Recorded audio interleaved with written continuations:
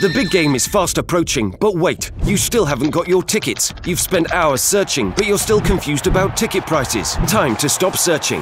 Visit ticketcompare.com. We compare ticket prices for all the popular leagues and tournaments for you. We work only with the most trustworthy sites, so you can have peace of mind when buying your tickets. Compare prices, buy tickets, get to the game. Ticketcompare.com. Buying tickets made simple. Just a couple of things away from Stoke Festival, just to start with. First of all, Wayne Rooney. Lots of speculation he could be on his way to America next season. Will that be a big loss, do you think, to the Premier League? And what kind of impact would you say he's had over the years?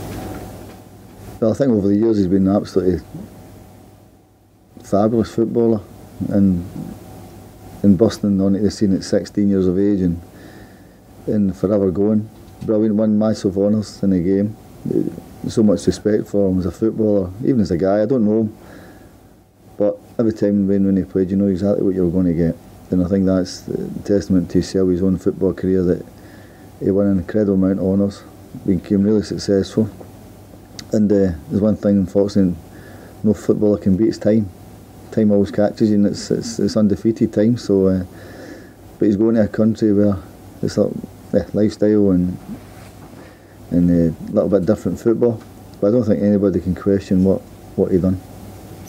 The other thing, we're talking to all managers today, getting their manager of the season. Is there anybody who stands out to you? Anybody who you would nominate?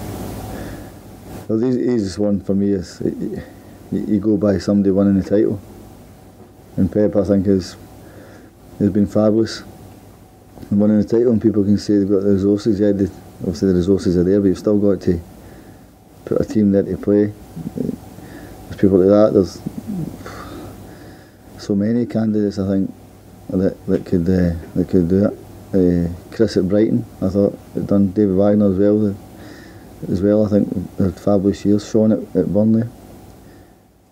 Maurizio at Tottenham. I think there's loads that can be picked. But I always think sometimes whoever wins the title, probably, and I think Pep for that reason would probably be mine. On to Stoke then. Obviously, hugely disappointing weekend. Has it been a difficult week? Yeah, this one has. Yeah, this has been tough, and it's still raw for everybody connected with the club, and it's really disappointing. We go down. There's a real good chance to rebuild it and strip it back, and I'm pretty sure the club will keep the core of it, and add lads that they can come in and help, lads that know they want to be here, and lads that want to work, and I think that's important. Disappointment has obviously gone down. Yeah, and it's still pretty raw for what's happened. What were the emotions for you personally? It's difficult, Kirsty, you know, because you have the hurt and the anger probably more than anything, that the club goes down, and you do it your own way and try and come through it the best you can, but you hurt for everybody, the football club, the supporters, everybody at the club. Yeah, it's probably, as I said before, it's still pretty raw. When you came here, you were feeling very positive, hopeful of securing the club's safety. Were the issues, the problems, bigger than you expected even? No, I think listen, you come into, as I said before, and I'll say it again, I never expected to be here, and I was doing my own thing, and then the opportunity comes, but you're never quite sure until you get into a football club what's right and what's wrong and what's good and what's bad, and you just suffer it your own way to see what you can do. 15 games is not a long time in anything, so the one thing the team did do for me was they were competitive, and we were at games where we should have won. We took the lead in 5 games, we should have saw it through.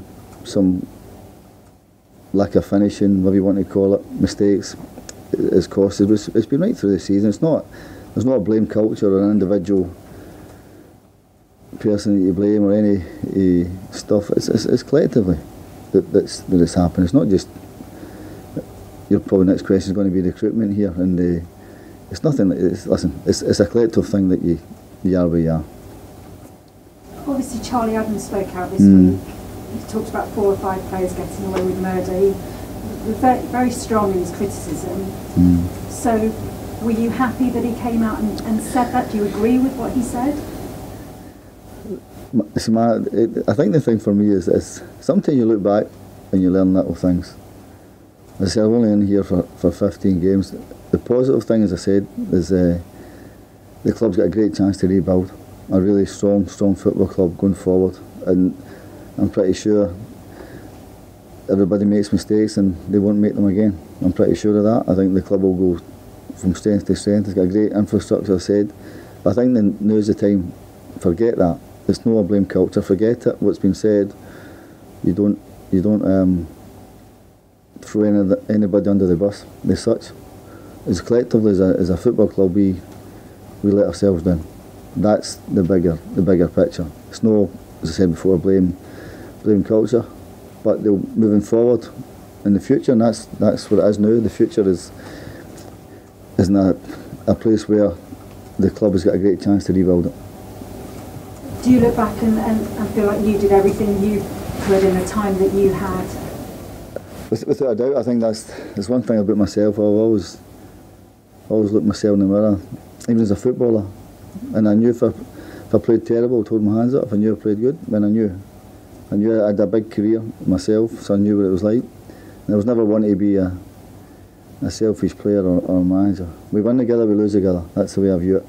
And I've done everything I can to put the club in a healthy position of trying to stay in the league. We've never done it, but it's a great chance to rebuild it, and that's the positive. You talk there about rebuilding. Are you confident that you'll be in the position to do that? There's been talk this week about your contract and this clause in it where yourself or the club can walk away from it if you're relegated. Is that right? There's number one, there's no clause.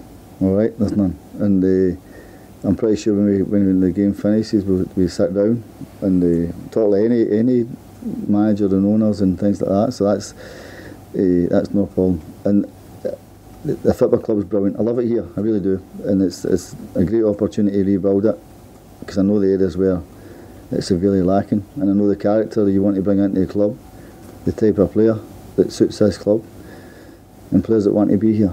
First and foremost, players that want to be here. Have you had any assurances yet from the owners? Have they spoken to you at all yet about the future? I speak to them all the time, and they come up and they're really nice. No problem with it. And we've had 1 or 2 discussions where the club is going, and this John and the chairman they've been very good. Have you spoken yet to any players? Have you had talks to your players yet about their futures, or have they come to you to try to talk about it? Not as such, because we still get the game. I'll speak to them after I'll speak to them on Monday and have a chat with them from there, and and then they go away and some have got the World Cup and some have got international friendlies, and I'll speak to them on Monday, and then they'll go and do their national teams. In that respect, you have to be realistic that perhaps you will face losing some of your players. I mean, the big one will be Jack Butland. Do you expect there's any chance he'll be here next season? I don't know. The answer to your question, I think the obviously lads are under contract. That's another thing. It's not as if you can just walk out here and throw your toys at the pram and think I'm going to go. You might not be going anywhere. That's if the club keeps the core of their team and adds to it, and as I said before, guys that want to be here, the right type of player, right type of mentality, right character, then there's a great chance this club will bounce straight back up. One final game against Swansea. From Stoke's perspective, is this game meaningless? Have you got anything to play for now? No, you've got everything to play for. You've thousands of fans come down to watch you, who earn hard money to come and watch it. It's your job. Your job is you've got to go and perform. Your job is to go and try and win. And I won't take it lightly or anything like that. And the lads have to be ready for it. I'm pretty sure Swansea will be the same. and we don't want to finish last. Do you expect Swansea to be really going for it? Because although it's a big outside chance, they're still not mathematically down. They've got this sort of 10-goal swing, and they need to score lots of goals, don't they? Listen, we have to win. We have to win the game, and as I said, we have to be aggressive. All the things you do as a footballer to earn the right to win a game, and I'll go as strong as I possibly can to win it. As I said, we've got too many fans coming down there to watch us, and once the last game of the season finishes, then the hard work begins to rebuild this place. All right. Hi, Paul. Hi. You mentioned the fans a couple of times there. What do you think their reaction's been like? I'm pretty sure it'll be the same as everybody else at the club. Anger and frustration, and I think it's normal. The one thing I don't think you can label the fans is no turning up and supporting the team. They've been absolutely brilliant since I've been here, and I'll guarantee they'll be the exact same next year. They'll be the exact same. They'll come in their thousands to watch, and once this club puts a winning team on the pitch, then they'll get right behind it. Do you think financially, Stoke, having been in the Premier League for 10 years, run very well, are in a good position next season to bounce straight back? 100%, yeah. Yeah, they've got the infrastructure there. They've got everything there for it. They're in a really good place regarding that. They've got good ownership, which is vital important, and I'm pretty sure Stoke will be one of the favourites to go right back up. What did you make of the statement from the owners this week? There was lots of interest in lines about in it, but there was one about the managerial situation where you said they perhaps were too loyal and we should have perhaps made the change earlier. No, listen, I think that's a nasty question you asked me there, because it's something I'm not going to comment on.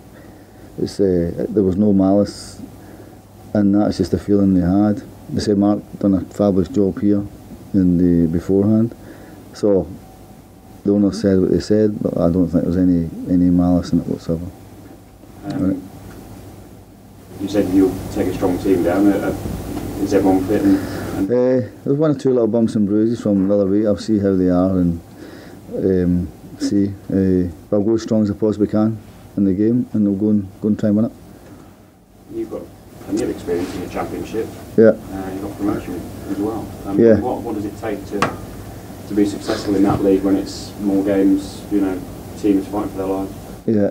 Well, people keep saying I've done it with Norwich. Yeah, we did. But the thing with Norwich, I'm in there with I think the 3 games had gone, and we were in League One at that particular time, and with some brilliant goal scorers, Houlihan, Martin, Holt, fantastic footballers, and we kept the core of the team and added 1 or 2 guys in League One, kept the majority in the Championship.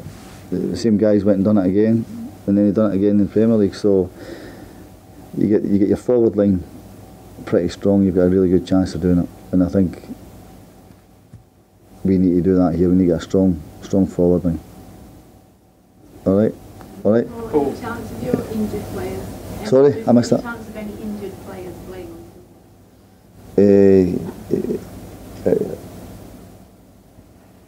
Chopo still, he just trained this week, so maybe it's a bit early for him.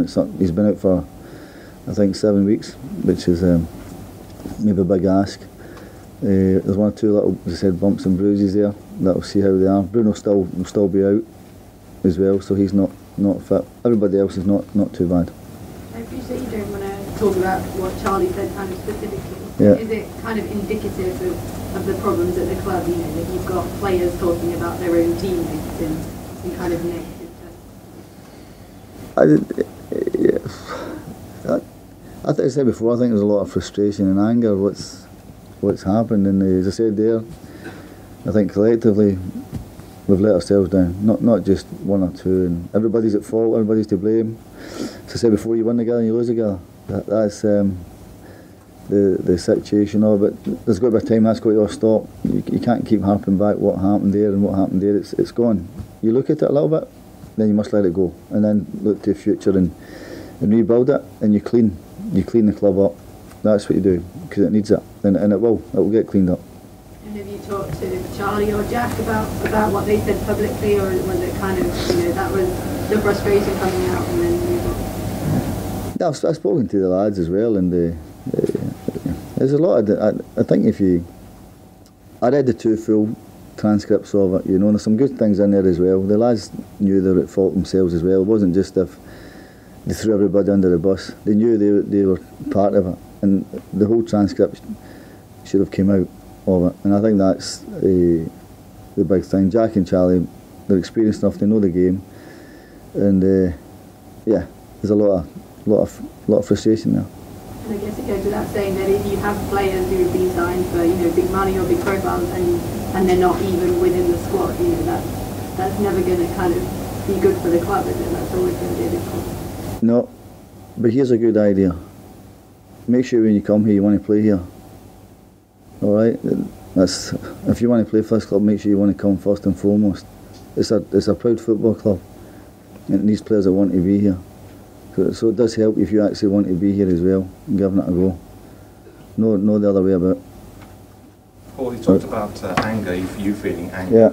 Were you sort of angry with yourself, or were you angry with the players, or the way the fixtures panned out, and or the fact that other clubs managed to get the points and Stoke didn't? What was that anger really about? Just angry with everything, really. Everything. Because my own career I've had a lot of success in my own career. And you want the lads to have success, and you want the club to have success, and when it doesn't get met, then it hurts more than anything. It hurts. The anger's there. As I said before, I think any successful sportsman has got an edge to them. I don't think we had enough edge to succeed. You said about at the beginning of when you joined in the middle of January that. Well, you're going to be buying lots of players and all this thing, but you asked about the squad and you said, well, no, it's good enough, you know. I'm sure. Yes, I'm 100% sure. You said, this squad I've got, it was in the middle of January, is 100% capable. It should have been, yeah. It should have been. Felt players let themselves down, as everybody knows. You start the season okay, and then it drifts from there. Then problems arise, and then other things happen behind closed doors. But you deal with that. But the lads know themselves. Collectively, we let ourselves down. That's the bottom line. We've not scored enough goals. We've not saw games through when we've been leading. One thing we have done is been a lot more competitive than what we've done. But we should have saw games through. Well, just one question. Yeah. Apart from the professional pride and the fact that you want the supporters to have a good end of the season, there's possibly £4 million, right? Yeah. Without putting you on the spot, well, I'm going to try to, will that go into the budget for new players? I'm pretty sure everything that the chairman and John can do, they'll do it regardless what happens. You're 100% right what you're saying. That you don't want to finish last, potentially financially as well, like those situations. So I think we have to win. We have to try and win. But I'm pretty sure that this club's in really good hands with the ownership it's got. All right, folks, thank you. All right.